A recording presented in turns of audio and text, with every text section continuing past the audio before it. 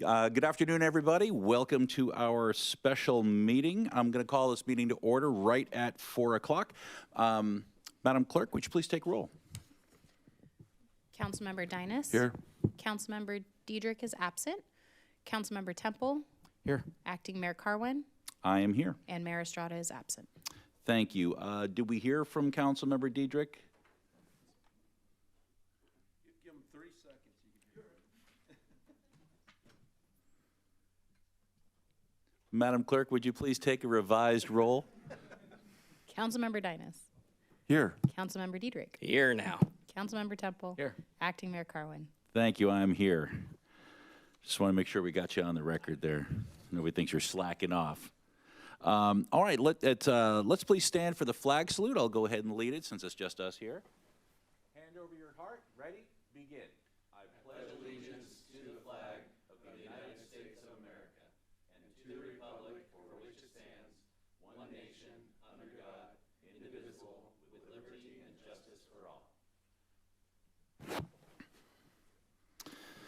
Thank you. So we have a special session today. We have one discussion item, the fiscal year 25-26 mid-year budget adjustments and review, including a capital improvement program status update. Director Hickey, would you please introduce the item? Good afternoon, Acting Mayor, members of council, city staff, members of the public, if we have anybody watching. But it's my pleasure to be here today to introduce this item. This is our fiscal year 25-26 mid-year budget review item. And so, I talk about it every time we talk about the budget. The budget really is a collaborative process of all the departments within the city. So I always want to start with saying thank you to all the department heads and all of their staff for all the work that goes into putting any part of the budget process together. Thank the executive office for their leadership and guidance on these items. Thank the city council for your leadership in developing the strategic plan that really builds the framework for the budget. And a special thanks to the finance department and in particular Deputy Director Margarita Cornejo, Principal Accountant Dominic Tartaglia, and Financial Analyst Lori Lockwood, who play a major part in putting the budget together. So with that, we'll get started. As you know, we have a 2-year budget cycle. We adopted the 2-year budget back in June of 2025.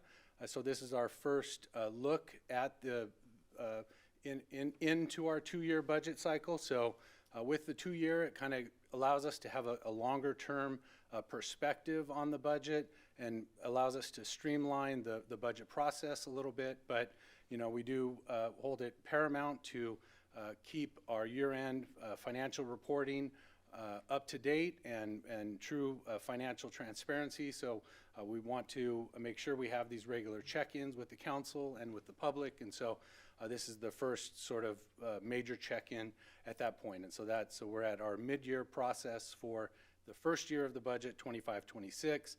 We'll be back in a few months with the mid-cycle review, which will be an update to the already adopted 26-27 budget.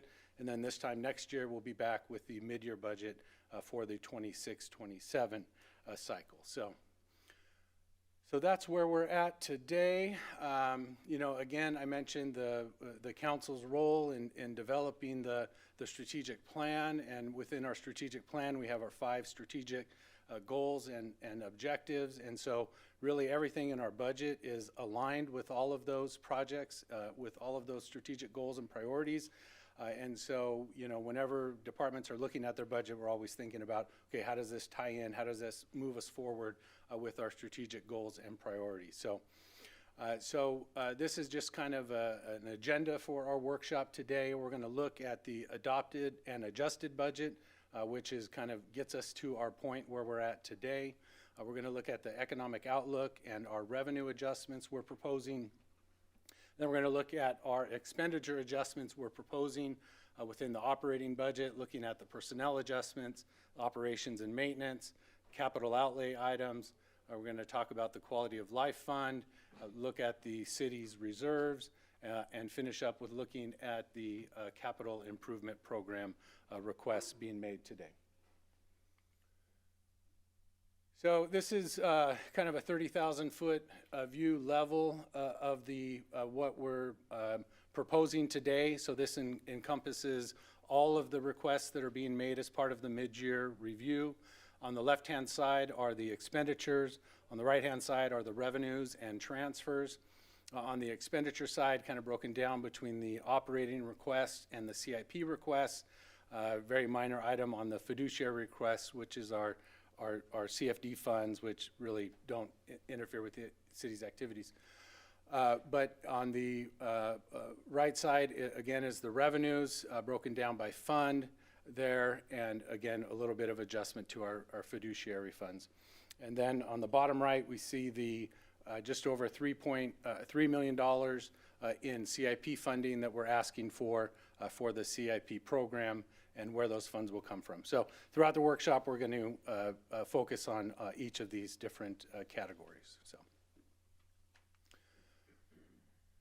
Okay, so we're going to start with the adopted and adjusted budget. The column on the left there is the adopted budget. This is what the council adopted back in June. Revenues at $99.9 million, expenditures at $100.6 million. And so the balance there being the use of fund balance, part of the CIP program was funded through the use of fund balance. The adjusted budget includes all of our carryover items, brings our revenues to a total of $102.2 million, and the expenditures to $106.1 million. So a lot of the items that go into that adjusted budget fit into a couple of categories. One is the carryover budget. So these things are like purchase orders and contracts, which were already in process at the end of the last fiscal year. They carry over to the new fiscal year. Other items are if there's specific council approved programs or strategic action items. And really the biggest one is our CEQA related activities. So with all of the development that goes on, there's a lot of work that's done with our CEQA consultants, really that's funded by the developers seeking those projects. And so we roll those monies over from year to year. And so that's a big adjustment both for revenues and expenditures. Then in addition to those carryover budgets, we have additional appropriations that the council makes throughout the current fiscal year. And so those are added into our adjusted budget as well. So that brings us to our adjusted budget sort of as of today. And then now we're going to look at our mid-year request, which will then further adjust our budget for 25-26.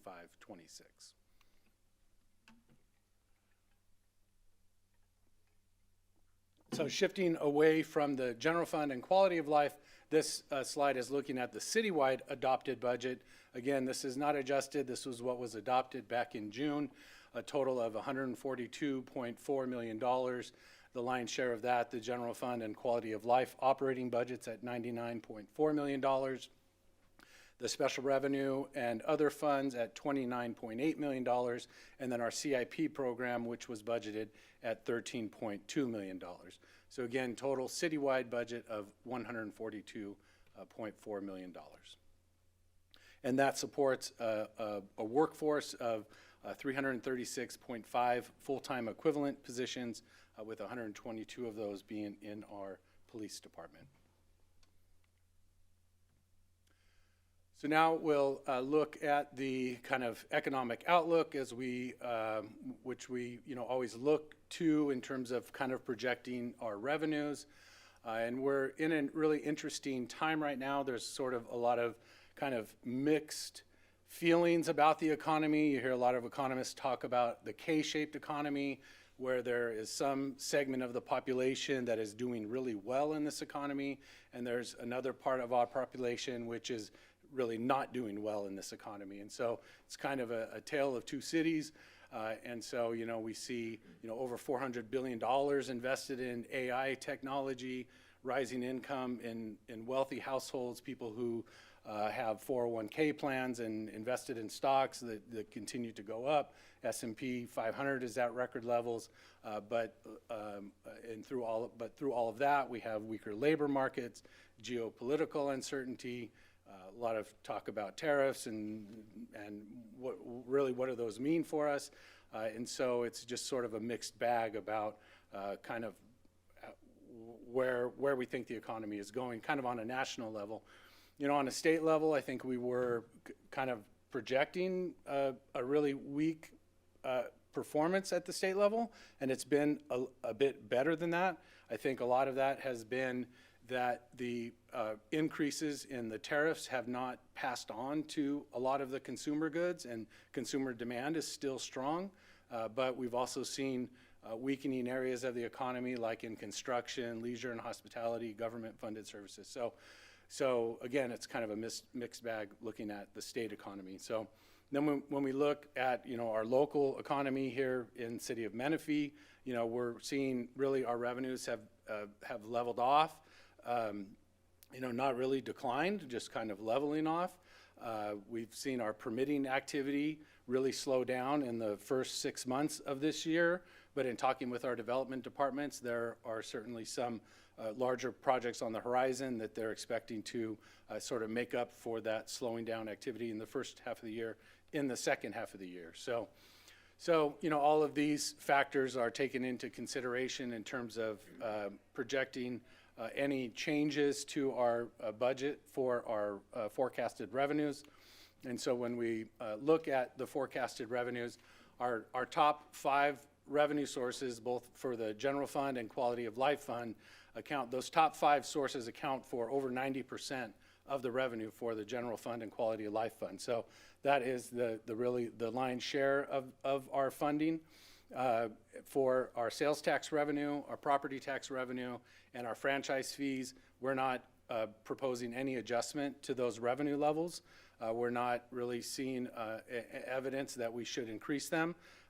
We're not seeing a lot of evidence that we should decrease them. So particularly with our sales tax revenue, there's a big lag between when those revenues are collected and when the city receives those. So we're always trying to forecast out as best we can, but we think that we're on track to meet those revenue numbers. We work with our consultant HDL companies who looks at all of the vendors within our city, but also statewide, and has a lot of insight. But at this point, we're not projecting to, we're not looking to change our forecast for any of those 3 revenue sources. So we do look at the property tax levy once that levy goes into place. Again, with our consultant HDL, when we got that, when we passed the budget in June, we have a kind of a preliminary analysis of assessed valuation. But in July and August, we get the actual valuation, and based on the actual valuations, we're proposing an increase in the vehicle license fees of $300,000. So the vehicle license fee revenue really is sort of a misnomer. It used to be years ago that the vehicle license fees really came from the vehicle license fees, like the registration that you pay on your vehicles. It would go to the state and be distributed to the cities. But back like in 2004, that law was changed, and the state kept all of that revenue and gave cities an additional share of property tax. So even though we call it vehicle license fee revenue, it really grows and behaves just like property tax. And so when we got those property tax valuations in July and August, we saw that the provision for the vehicle license fee was low, and we think we can increase that by $300,000. Now, we had already built in projected increases in property tax, and so that's why we're not proposing to change our property tax revenue estimate. So in our development departments, we are asking for an additional revenue increase of $395,000.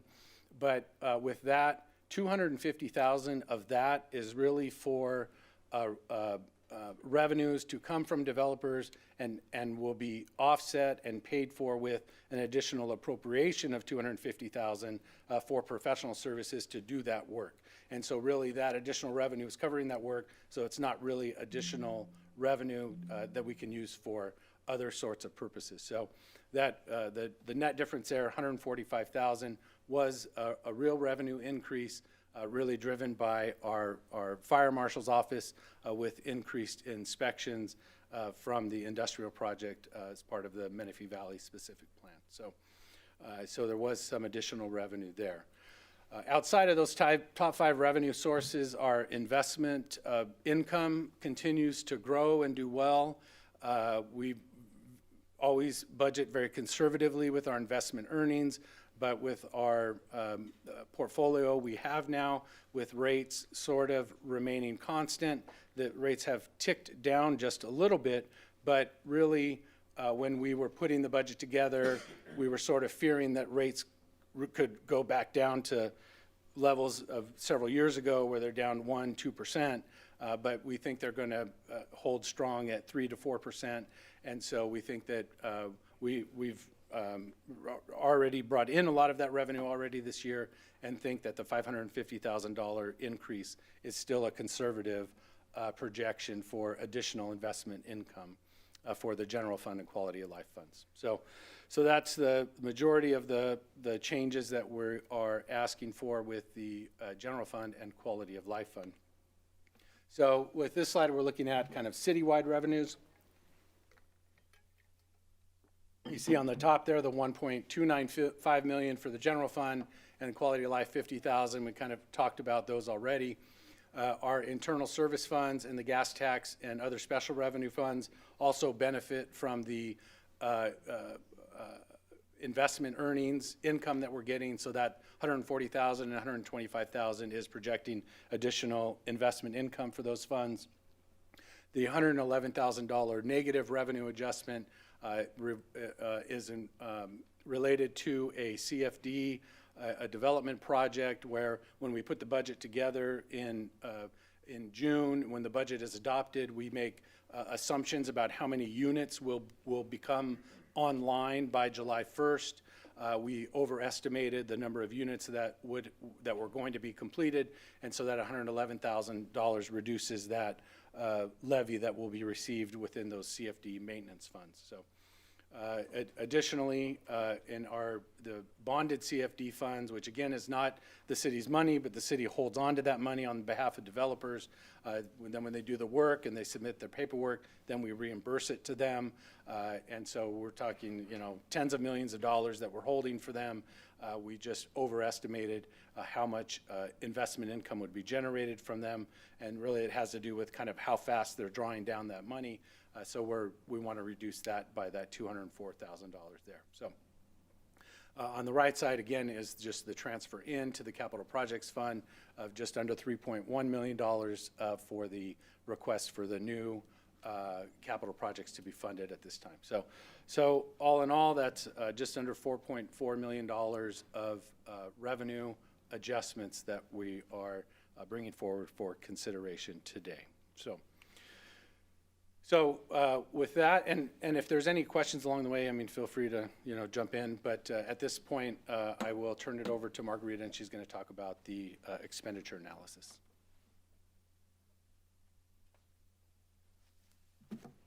Hello, good afternoon, Mayor, Pro Tem, council members, staff, and anybody who's joining us in the YouTube universe. Today, I will review quickly the expenditure, where we are to date, and then also the requests that are being presented for your consideration this afternoon. So this slide just kind of highlights at the halfway point, which is kind of where we are, a little past that, where we are by our major categories of expenditures. That's our workforce, our ongoing operations and maintenance, and then our capital outlays. Our Public Works Director will touch on the CIP program a little later.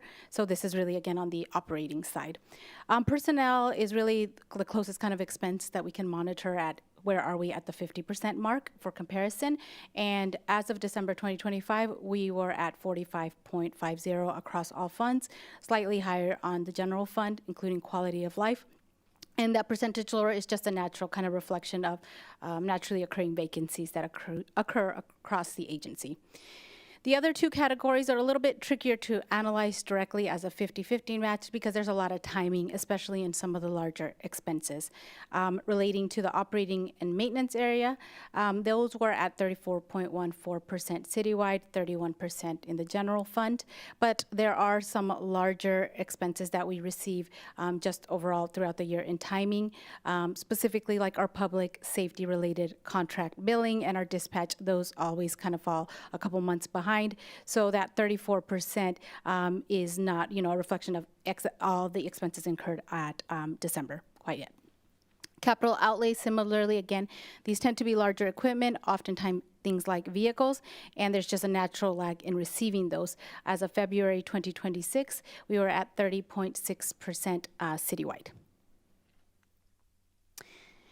And now we will go on to what the requests that are being proposed for expenditures are, summarized by the funding source as well as category and then the details of each one. Part of this budget process in the best of times and even in lean years is always going to be to never lose sight of the significance at the end of the day. This is taxpayer money, and that the expenditure requests are ultimately meant to be investments that will make the city of Menifee a community that thrives in all ways and in all aspects. So the recommendations that are being made today align with a number of operating, personnel, and capital outlays intended to do exactly that. As far as where is this being funded from, we have on the general fund and quality of life recommendations of just under $1 million. Internal service fund, specifically the IT fund, is $89,000. Other special revenue funds, $100,000. And the capital projects fund is all funded either by quality of life or capital projects fund, and that is to add some additional funding to existing projects. When you break down into that $4.2 million into where it's going to be directed by the categories we just went through, that's about $571,000 directed to the operating maintenance area. 385 of that is coming from general fund quality of life. 109,000 is associated with personnel adjustment recommendations. $457,000 in changes recommended for capital outlays and one-time studies. And then $3 million is for the CIP program. We did want to note. Margarita, I want to ask a question right here. I want to make sure I understand, because there's a lot of numbers coming at us. So this slide right here is the adjustments. So there's an additional $4.2 million we're looking to add to these budgets. Yes. And this slide, the side of the slide saying the summary by budget category, operating, maintenance, personnel, et cetera, that's where we're going to be taking the money from to put into the general fund budget? Other way, okay, so let me get my direction. The left side is telling you where you're going to get the money from. That's the funding source. And on the right side is where is the money going to go to? Where is the $4 million going to go? That's what I had backwards. Okay, so we're taking the money from these sources and putting them into these four categories. Exactly. Thank you. I appreciate that. Okay. It makes it easier for me to follow along. Okay. Thank you. And before we go into the detail of the 4.2, in addition, we did also want to note that in this exercise, the city does also look to where can we do savings with what already has been adopted. As the year continues, there are sometimes opportunities to find operational savings within what's in place and reprogram or repurpose to priority things that are identified in part of the mid-year analysis. So specifically, the city was able to find operational adjustments and savings that are not part of the 4.2, but we do want to note to fund $10,000 for a pilot microchip and spay-neuter program, as well as $70,000 for animal sheltering services that has increased based on the number of animals the community has. And so 1 and 2 kind of go together as a way to, one, address the increase in cost, but also find ways to mitigate that increase in cost in the future. And then there is also $68,000 to support one-time Menifee-related operations. That's things like trainings, space reconfigurations, and so forth.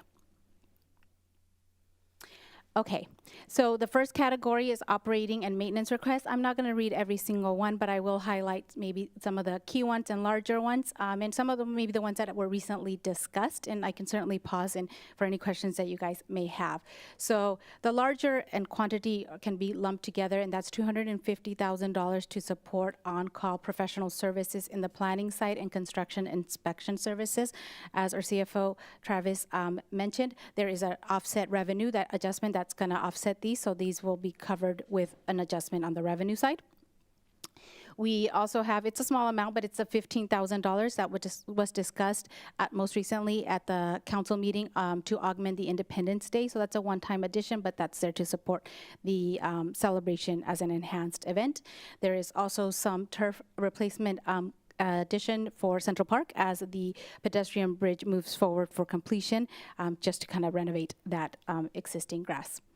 On the public safety side, there is, and this is recommended from Quality of Life, just under $30,000 or $28,360 addition to accommodate some technology upgrades to better increase the connectivity to the basically dispatch record information that our police department is regularly needing to access.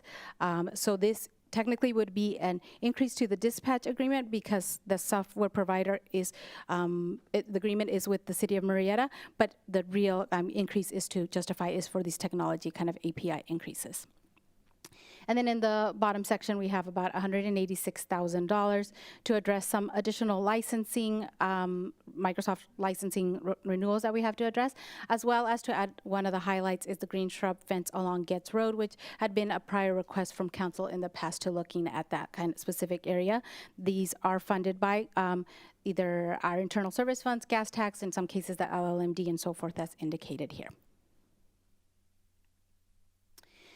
Moving on to the one-time capital outlays and studies, and these are areas of kind of looking at either studies, one-time, again, capital outlays, and moving in the next direction.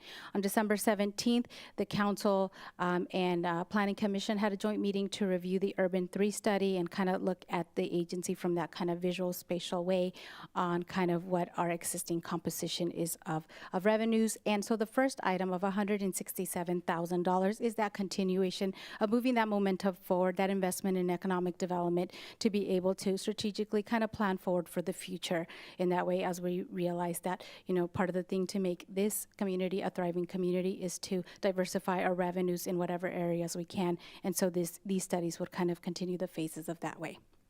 We also have recommendations for professional services to support landscape standard updates.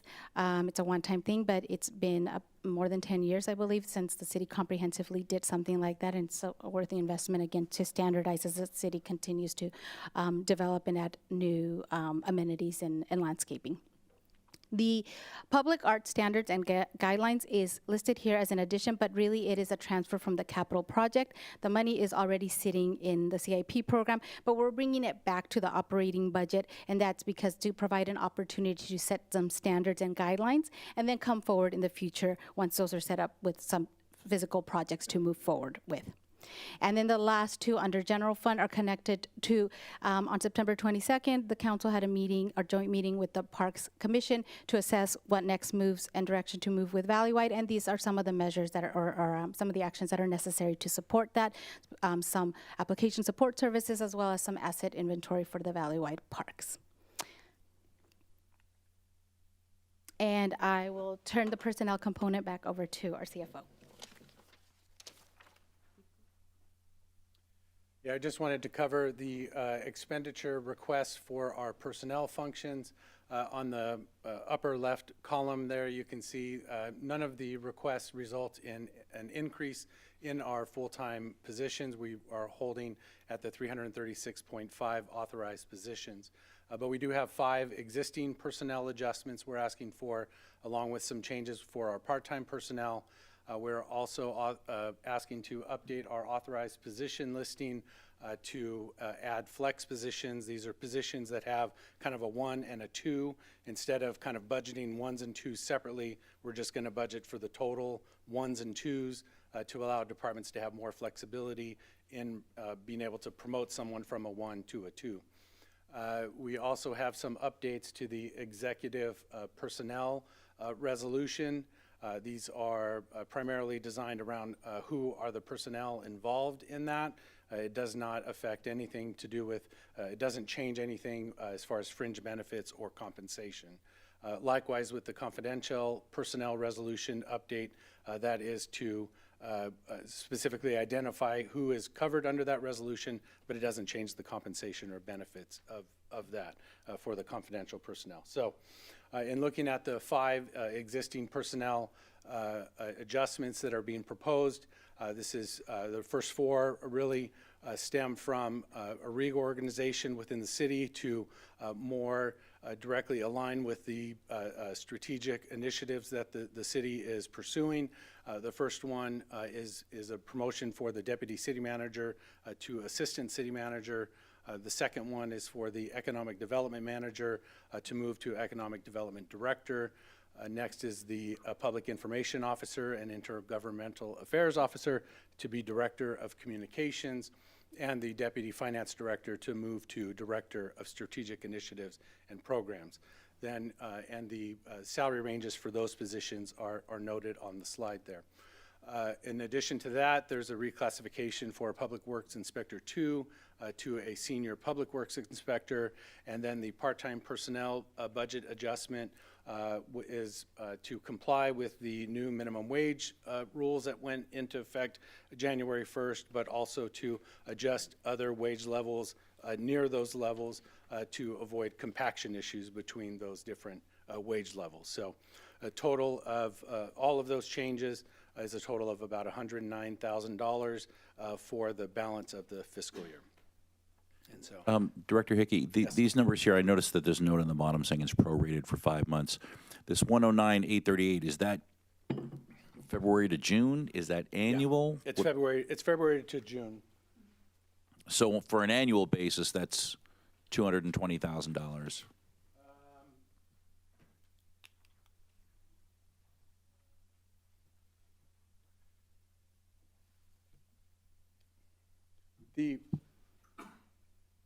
The 5 positions up there, the total for the full year cost is $129,000.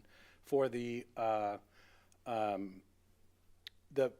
portion for this year is about $44,000, so it's $44,000 plus the $65,000 for the part-time budget gets you to the $109,000. So the 5 full-time reclassifications cost for February to June is about $44,000. So the annual cost for that would be about $130,000 for next fiscal year. So on top of that $130,000 would be another about $65,000 for the part-time level. So Hold on, I'm a little bit confused. What does this number 109,838 represent?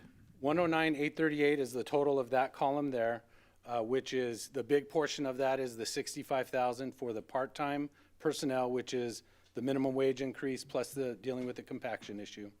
Then the balance of that is about $44,000, which is the February to June cost of those 5 positions. Okay, and then you were talking about 130,000. So the 130,000, so if we're looking at 44,000 for those 5 full-time positions, the full year cost of that would then be 129,000 for next year. That's what I was missing. All right, thank you. And I'll turn it back to Margarita to talk about quality of life. Okay, hello again. So coming up on just about our 10-year anniversary of quality of life, this continues to be one of the city's kind of principal funding sources, and certainly in the areas of supporting public safety and infrastructure. We met with the committee on January 22nd, 2026 to review the proposed mid-year adjustments, and there are recommendations both on the revenue side, it's small amount on the interest side, as well as some adjustments for public safety, infrastructure, and some reserve recommendations. So what's up here is the adopted budget for 25-26 when we met in June, which was about million with the intentional use of fund balance. Here are the recommended mid-year adjustments. On the revenue side, we are leaving the sales tax components exactly as with HDL projections based on the revenue discussion that was presented earlier. But on the interest side, we are recommending a $50,000 increase based on just the investment trends that have been recognized so far this year. On the expenditure side, the $28,360 is what we had talked on the operating side, and this again as to support technology and integration updates of records data between Murrieta and the city of Menifee in our department. It is an ongoing cost, so we would be seeing this as well into next year because it is a subscription cost. For capital projects, there is a recommendation for $580,000, and this is to support the existing CIP project 25-05 Evans Road, Craigs Avenue traffic signal. It is a project that already has quality of life funding, and our Director of Public Works will have more detail on that when he goes over the CIP direction. On the reserves side, and use of fund balance, at the top section are already reserves that were approved at council adoption, including setting aside $1.2 million for the McCall I-215 interchange project and the deliberate use of fund balance for the 26-27 budget. Recommendations included at this time for reserves are specifically adding $1,036,000, and that's to complement the $764,000 from the general fund that have already been set aside to purchase the engine of the future fire station that will be built. And there is a $90,563 to be set aside to just build up reserves to continue to support public safety equipment as it may be needed. That's either fire or police. So closing out DD, we come to now what the whole circle looks like with the proposed recommendations and the carryovers that have already happened. So the proposed citywide adjusted budget is $238 million.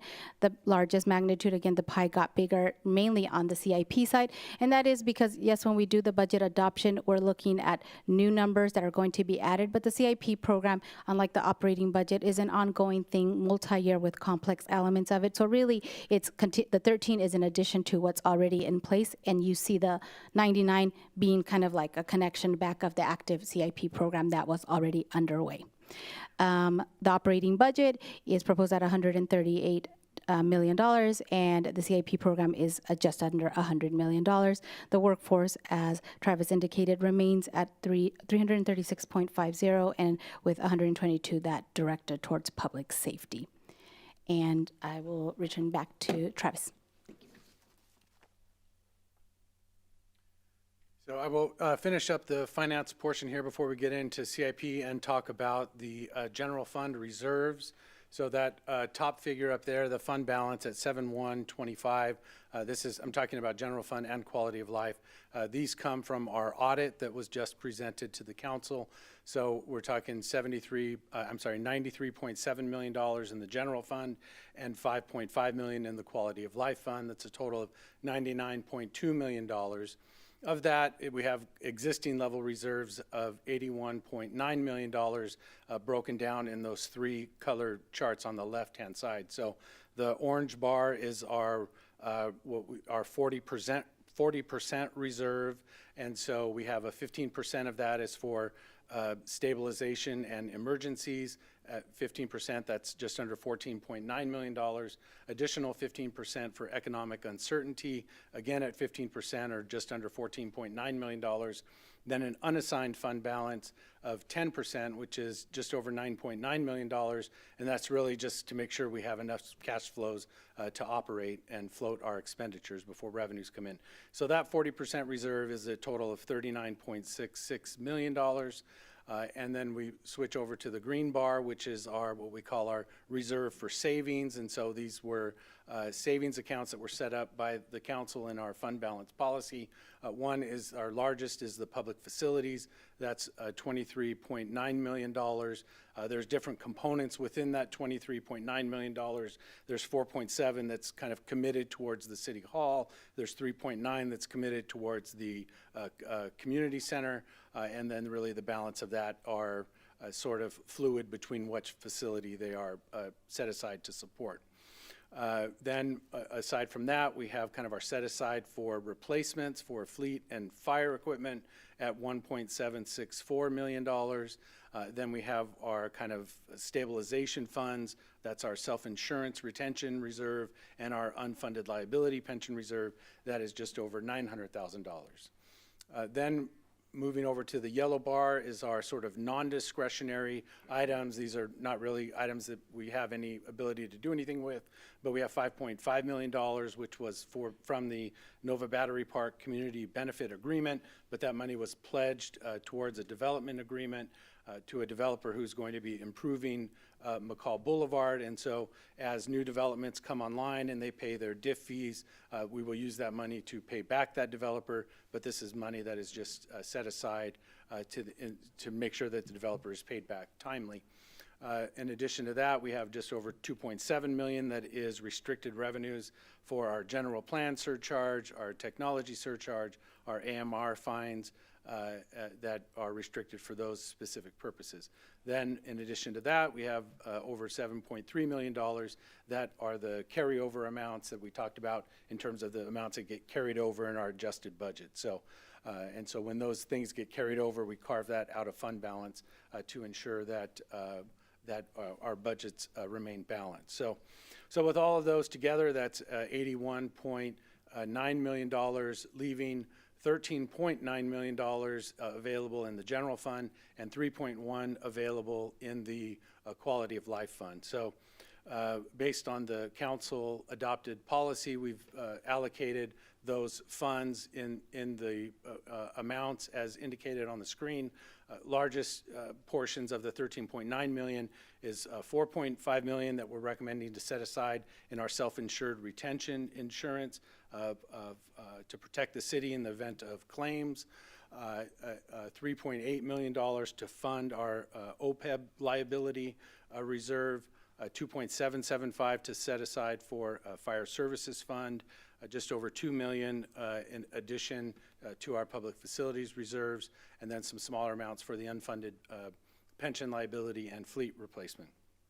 Then on the quality of life, as Margarita talked about, we're looking to set aside just over $1 million to fully fund the fire engine for the new fire station, just over $90,000 to add to the fleet replacement reserve, and then $580,000 that would be what we're asking to allocate today towards the CIP project, which would leave about $1.4 million that we would look to bring that to the Quality of Life Committee in the spring as we go into the mid-cycle review. That will be a program to CIPs in the mid-cycle update for fiscal year 26-27. So that kind of covers where we stand in terms of our reserves. And like I said, that sort of concludes the presentation from the finance side. Nick Fidler, Director of Public Works, will come up to talk about the CIP, but I can pause here if there's any questions on the finance side before we turn it over to Nick. Yeah, so council, this would be a good opportunity to ask any questions from the finance side of Director Hickey. Councilmember Dynas. Thank you. On the slide, there's 13 here about the personnel request. You have, was it 3 new directors? Not that I disagree with it, but I'd like to know, it says that we're going to have those, but it doesn't say. I'd like to have seen this is probably for for Armando, some kind of an org chart as to how this is going to be. Who's going to be reporting to who, for one, and then because the director of strategic initiatives and programs. But I hate to have that title. Man, I couldn't get it out. What kind of what's the job description, I guess, of that? What are we looking at to this position is going to work on and accomplish? We do. Apologize for not including the org chart, but the assistant city manager reclassification would include the addition of 2 more departments. One will be the HR department, be overseeing that department, and also the newly created Department of Director Strategic Initiatives. we have grown to be a city that has a lot of sort of an intergovernmental coordination with other agencies to deal with the homeless liaison, to deal with things like the coordinating of the animal shelter, things like the future efforts to build a university here to the region. And in addition, we have a lot of employee development initiatives in our city that are housing the responsibilities of different people. One of it being the Menifee University initiative, where we encourage our employees to, seek higher education. The Analyst Collaborative, the Innovation Collaborative, and our intent to continue to inject more leadership initiatives into our staff. We are in a time where a lot of our personnel is being poached by other cities, and we're trying to create an environment and a culture where people feel appreciated in our city. So we're trying to inject more initiatives to be able to keep a higher number of employees in the city. In other words, it's more of a retention program. So all those things are going to need to be started, initiated, and then over time, as we grow to be a larger city, maybe a city that has over 400 employees, 500 employees, these are going to be well-established programs that we're going to need to be able to make sure that employees, again, they retain here at the city. So that's kind of the overall. It's going to be an evolving department that today we're going to be including a whole bunch of these initiatives, and over time it's going to grow to be probably a very critical component of what we do as a management for the city. Okay, so it'll be a new department. So will that require then hiring additional staff for that department? I think for now, we are planning to shuffle some employees around to be able to put together first of all, the inventory of all these initiatives, and then over time, I envision that over the next 5 years, as we grow as a city, as our cities grow, we may need to start growing that department to bring in more staff. I don't anticipate that this year or the next year we will be adding more staff, but over time, and we're looking at a horizon of about 3 to 5 years, this will be a must department to have. So. Okay. Okay. I was just curious because the staff report did not elaborate on any of this, so I was a little disappointed that you're asking council to approve all these new positions, and it's just thrown out there without any explanation or reasoning behind it. So I think, in the future, if you can bring something to the council like that, at least allow us to know why you're asking for it and what their job is going to be. But that's all the questions I have. Understood, and apologize for not doing that. Any other questions from the financial side? Nope. Thank you very much. Director Fiedler.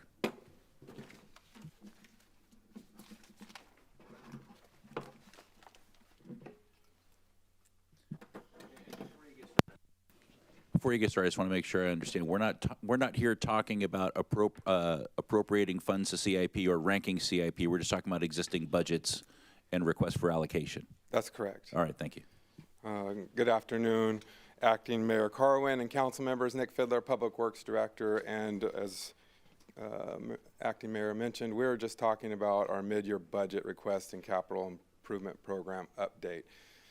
In the effort to conserve time, since we're running a little late here, I won't go through our mission and capital improvement program because I'm sure you're all familiar with that, but I would like to highlight on this slide, we typically had 9 categories we ranked our projects in, but we did add a studies category because some of the studies don't fall within exactly within some of the existing categories. So that's a new item you'll see coming forward on future programs.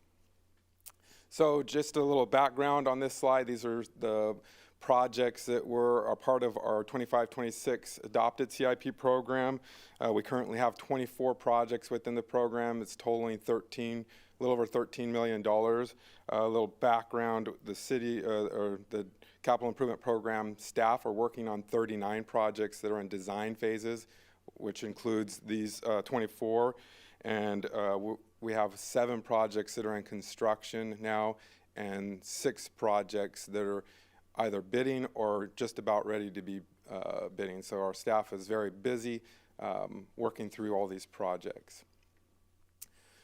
This breaks down for each one of the categories. Transportation, we have $1.8 million. As you can see in the second column, we're carrying $56 million. Just so you guys are aware, those are a lot of our larger projects like the Bradley Road Bridge, the McCall Interchange, the Garbani Interchange, the Scott Road widening. So that's why that number is so large, is because we're building up the funds to complete those projects, and it also includes the funds that are working through the Bradley Road Bridge. And then we have $1 million in traffic signal in our current budget, and are carrying over 3.6. And then the same thing, street improvements all the way down. I won't go through every number, but just to highlight that we are, as Margarita indicated, we're carrying a fairly large carryover right now at $96 million, and we are requesting to increase that to $99 million, almost $100 million, with the additional $3.08 million with the mid-year budget request. So backing up, we're asking for 1.4 in traffic signal category, 1.65 in the pavement management program. The $100,000 reduction is what Margarita also mentioned. That's removing the Arts in the Parks program from the capital improvement program. And then you can see at the very bottom, we're transferring that $100,000 back into the operating budget. So our mid-year project funding and other requests. So if you look at the first one, we're looking at CIP 2401, which is the Citywide Traffic Signal Safety Improvements Program. This is where we received a large HSIP grant to go through and add some yellow 3M tape around the perimeter. It improves the visibility at night at our traffic signals and helps them pop up as you're driving, so you can really see them as you're coming up them in the dark. We're asking for a mid-year request of $850,000. There was some complications that happened while we're in the design of this project. The company stopped selling just the back plates, so we have to retrofit existing back plates that are there, so it's a little bit more labor intensive. Either that or we have to buy all new signal heads, and that would really drive up the cost of the project. And then on top of that, we've had a few signals that have been added since the program started, and then we have a few that we're combining with the county and the Caltrans facilities.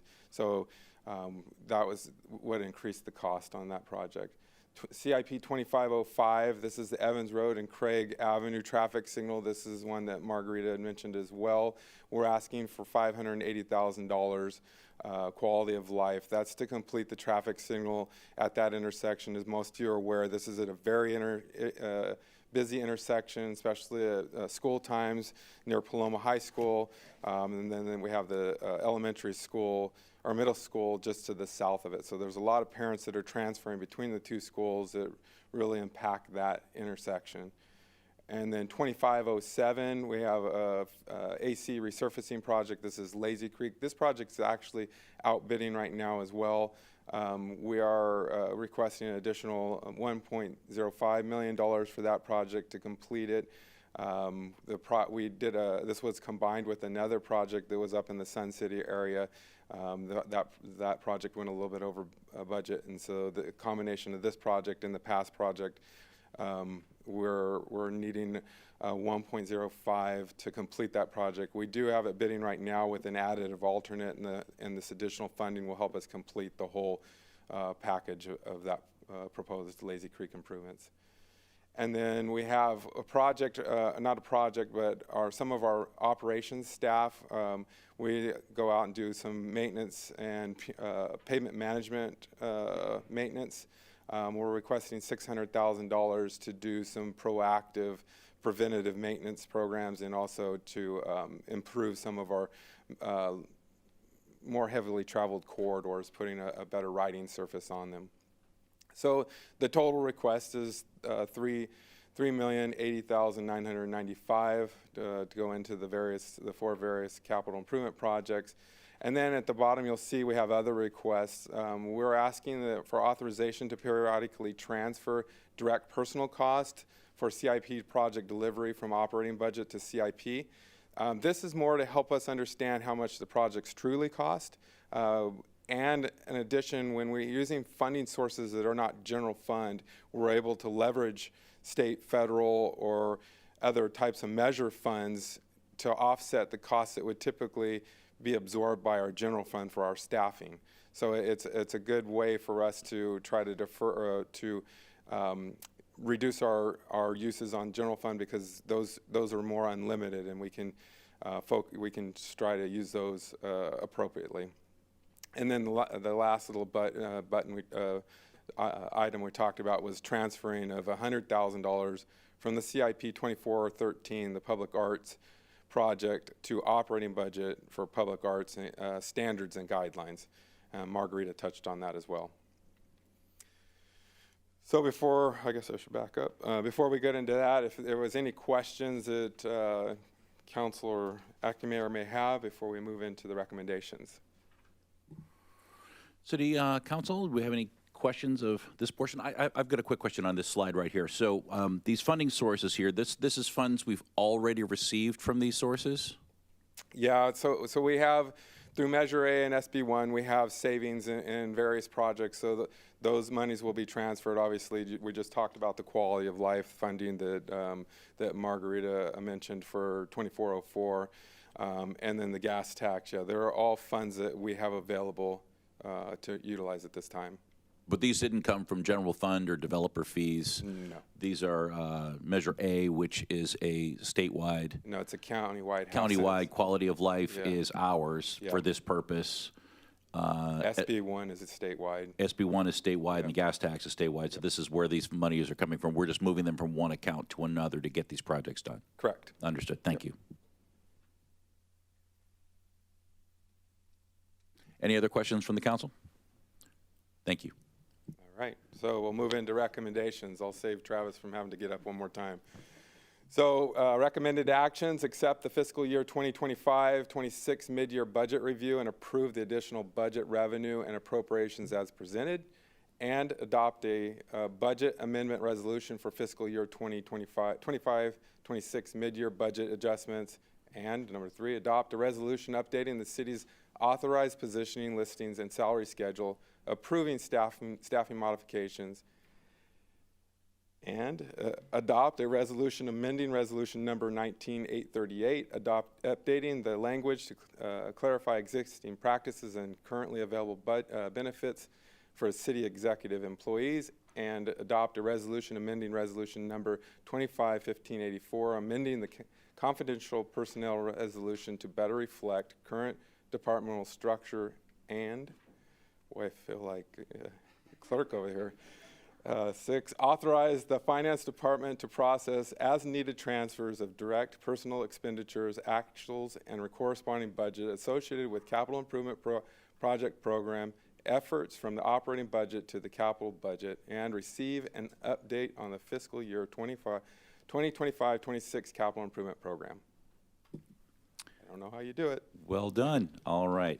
So now is the time when City Council can ask any questions of staff. I know we've had a couple of opportunities to do that so far, but are there any other technical questions or actual questions of staff that we have at this time? No? All right. Madam Clerk, do we receive any requests to speak, or has any correspondence been received on this agenda item? We have none. All right. So at this point, any final comments or any need for discussion? I'll just come out and say this. I'm just very impressed with the thoroughness of this. You can see why our financial reporting receives awards for transparency and thoroughness and accuracy every year. This is excellent, and like I said earlier, as I reiterated earlier, this isn't about whether or not we're going to do the CIP projects. This is about funding the ones we have. So, and I appreciate that. So, if there's no discussion, do we have a motion and second to, do we need to do this one at a time? So a motion and second approves the entire 7-item lot. All right, do we have a motion? Also moved. I'll second. Everyone switch to your agenda screen.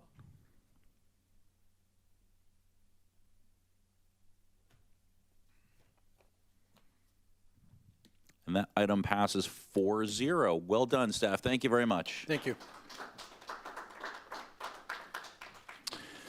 And looks like that is it. So at 4:58, we are adjourned.